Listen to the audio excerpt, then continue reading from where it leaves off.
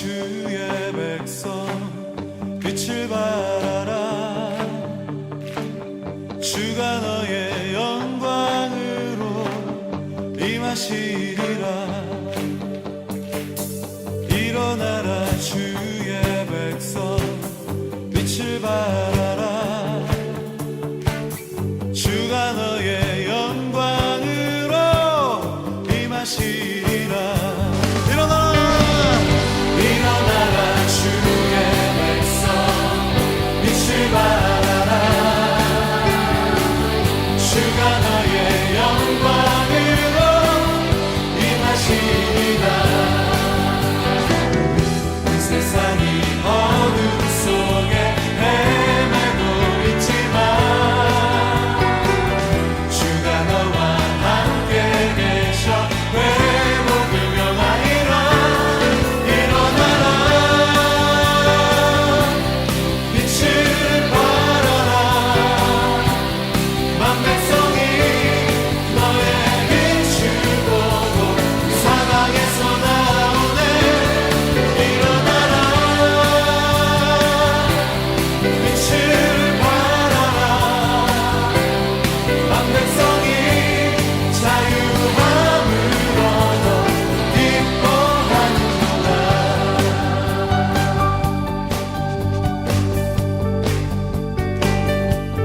일어나라 주의 백성, 일어나라 주의 백성 빛을 발하라.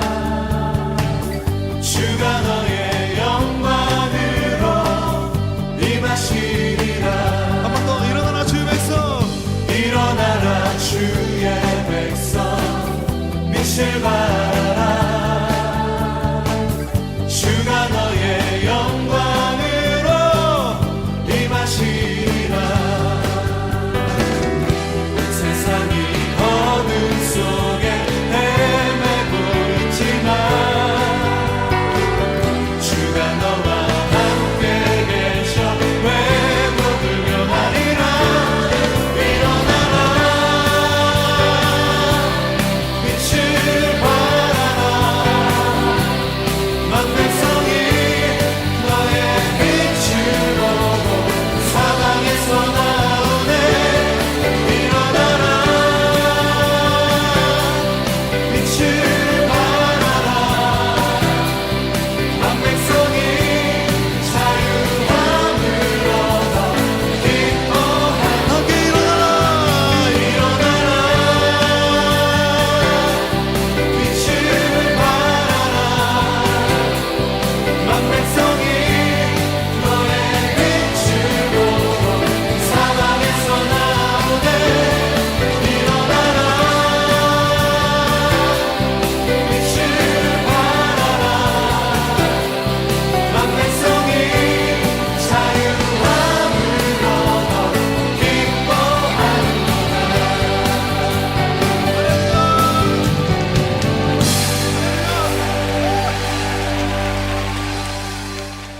사도신경 하겠습니다.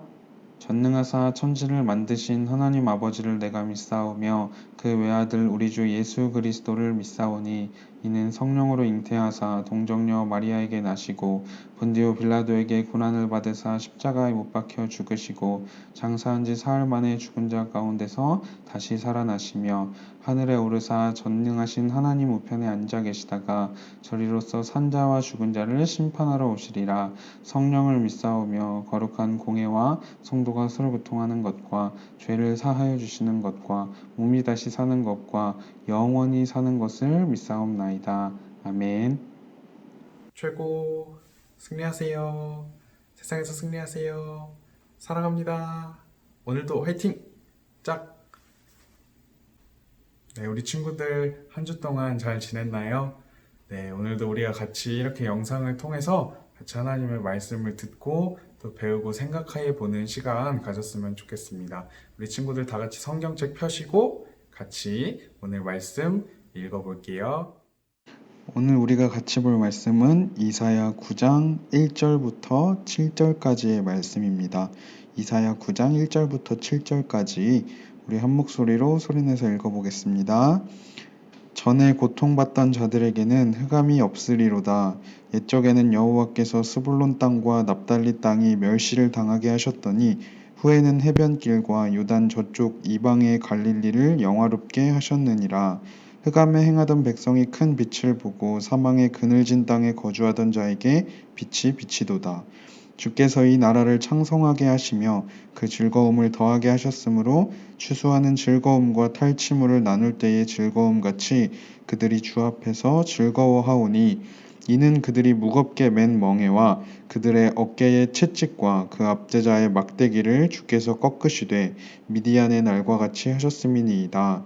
어지러이 싸우는 군인들의 신과 피 묻은 겉옷이 불에 섭같이 살라지리니 이는 한 아기가 우리에게 낳고 한 아들을 우리에게 주신 바 되었는데 그의 어깨에는 정사를 메었고 그의 이름은 기묘자라 모사라 전능하신 하나님이라 영존하시는 아버지라 평강의 왕이라 할 것임이라. 그 정사와 평강의 더함이 무궁하며 또 다윗의 왕좌와 그의 나라의 군림하여 그 나라를 굳게 세우고 지금 이후로 영원히 정의와 공의로 그것을 보존하실 것이라. 만군의 여호와의 열심히 이를 이루시리라. 아멘. 우리가 성경을 보면은 이제 오늘 읽은 이사야부터 시작해서 예레미야가 에스겔, 다니엘, 호세아, 요엘, 아모스, 오바댜, 요나, 미가, 나훔, 하박국, 스바냐, 학개, 스가랴, 말라기 이런 이름들이 등장을 해요. 그리고 여기 나와 있는 것처럼 이러한 책들을 우리가 선지서라고 이야기를 합니다. 그래서 이 선지서에 있는 책의 이름들은 다 각각의 선지자들을 의미하고 각각의 책에는 이 선지자들이 중요한 사람들로 등장을 합니다. 그런데 이 선지서가 어느 시기에 주로 기록이 되었냐면 이스라엘이 다른 나라의 침략을 받고 또 나라를 빼앗기고 포로로 잡혀가 있고 그렇게 어려운 가운데 있을 때 기록된 책들이 바로 이 선지서라는 책이에요. 그래서 이 선지서의 내용을 보면 중요한 두 가지 주제가 등장을 합니다.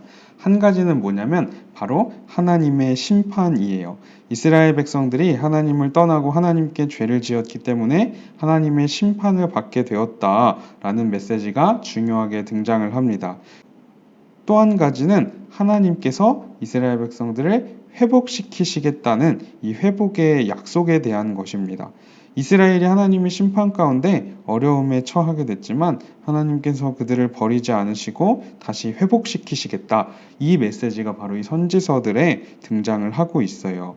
그래서 오늘 읽은 이사야 말씀도 보면 하나님께서 이스라엘 백성들이 어려움 가운데 어둠 가운데 있었지만 하나님이 회복시키시고 그들을 다시 나아오게 하시고 빛을 보게 하실 것이다. 이런 내용들이 등장을 하고 있어요. 우리 그러면 한번 성경을 보면서 조금 더 얘기를 해보도록 하겠습니다.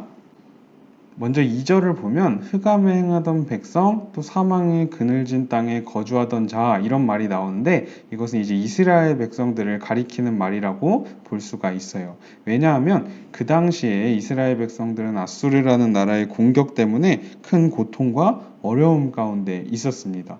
빛이 없었던 거죠. 그런데 그들이 큰 빛을 보게 될 것이다 라고 약속을 해주고 계신 거예요.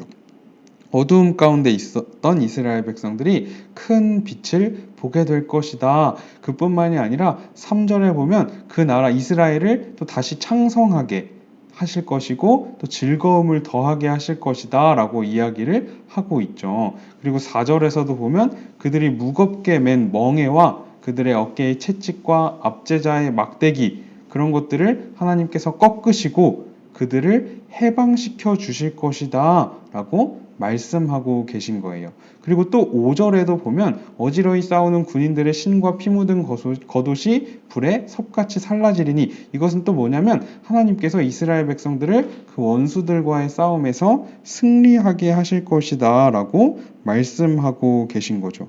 그러니까 하나님께서는 2절부터 5절까지를 통해서 이스라엘 백성들이 지금 어려움에 있지만 너희가 다시 빛을 보고 하나님이 너희를 회복시키실 것이다 라고 약속을 해주고 계신 거예요. 그들에게 희망을 주고 계신 거죠. 자, 그러면 어떻게 하나님께서 이 놀라운 일들을 이루실까? 이어지는 말씀을 보면 이제 6절과 7절에 등장을 하는데 하나님께서 한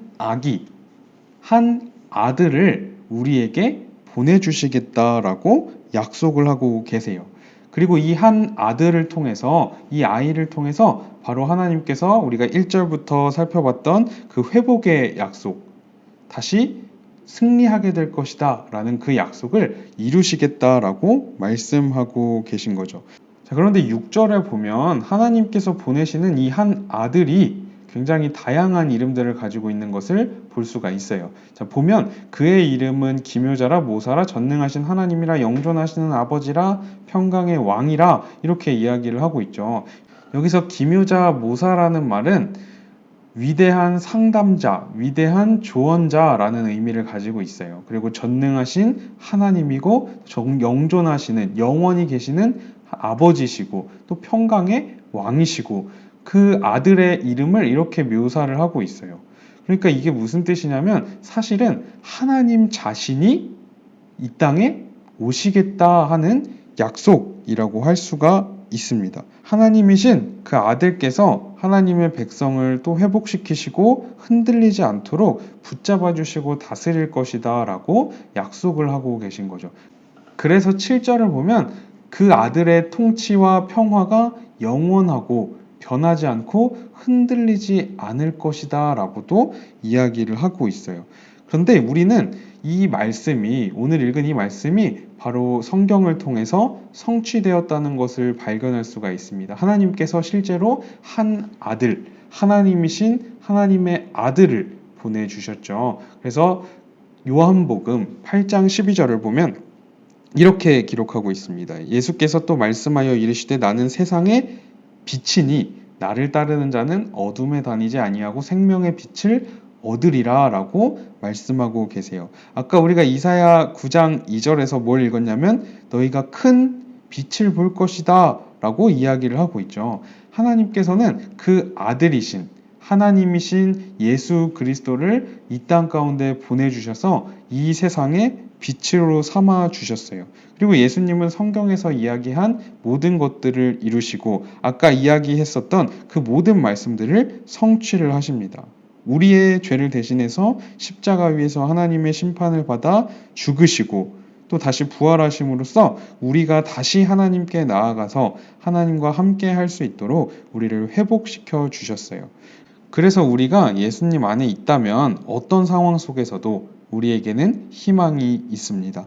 왜냐하면 약속을 이루신 그 하나님께서 우리와 함께 하시고 우리의 빛이 되어 주시기 때문이에요. 그래서 예수님을 알지 못하는 사람들에게 이런 코로나나 뭐 태풍 이런 것들은 재앙과 심판처럼 여겨질 수 있겠지만 사실 예수님을 아는 우리에게는 더 이상 이러한 것들이 심판이 아닙니다. 오히려 우리가 하나님을 더 바라보고 하나님을 신뢰할 수 있도록 인도해 주는 것들일 뿐이에요. 그래서 오늘 말씀을 우리가 기억하면서 소망을 가졌으면 좋겠어요. 그냥 막연하게 지금 어렵지만 뭐 잘 되겠지, 기다리다 보면 괜찮아질 거야 이런 게 아니라 우리가 하나님이 약속하신 것을 반드시 지키시고 이루시는 분이구나. 그런 하나님이 나와 함께 하시는구나. 그 하나님이 나를 사랑하셔서 놀라운 왕을 보내주셨구나. 나를 지켜주시고 인도해 주시는구나. 이런 것들을 약속하셨구나. 내가 비록 상황은 어렵고 힘들지만 나에게 더 큰 하나님이 계셔. 이 믿음을 가지고 우리가 소망을 가졌으면 좋겠습니다. 그래서 우리가 우리의 빛이 되신 그 예수님을 바라보면서 예수님을 통해 우리가 소망을 얻고 함께 이 어려움을 같이 이겨나갈 수 있었으면 좋겠어요. 기도하겠습니다. 우리의 소망이 되시고 우리의 빛이 되어 주신 하나님, 우리를 위해 예수님을 보내주심을 감사합니다. 우리가 비록 어렵고 힘든 상황 속에 있지만 소망 되신 예수님을 끝까지 바라보고 붙잡을 수 있도록 인도해 주시고 항상 이 믿음 가지고 이 어려움 이겨나가며 하나님 신뢰하며 하나님의 백성답게 하나님이 주시는 그 놀라운 은혜를 누리며 살아갈 수 있도록 도와주시고 함께 해주세요. 감사드리며 예수님의 이름으로 기도했습니다. 아멘. 주기도문 하겠습니다. 하늘에 계신 우리 아버지여 이름이 거룩히 여김을 받으시오며 나라의 임하옵시며 뜻이 하늘에서 이루어진 것 같이 땅에서도 이루어지이다. 오늘날 우리에게 일용할 양식을 주옵시고 우리가 우리에게 죄 지은 자를 사하여 준 것 같이 우리의 죄를 사하여 주옵시고 우리를 시험에 들게 하지 마옵시고 다만 악에서 구하옵소서. 대개 나라와 권세와 영광이 아버지께 영원히 있사옵나이다. 아멘.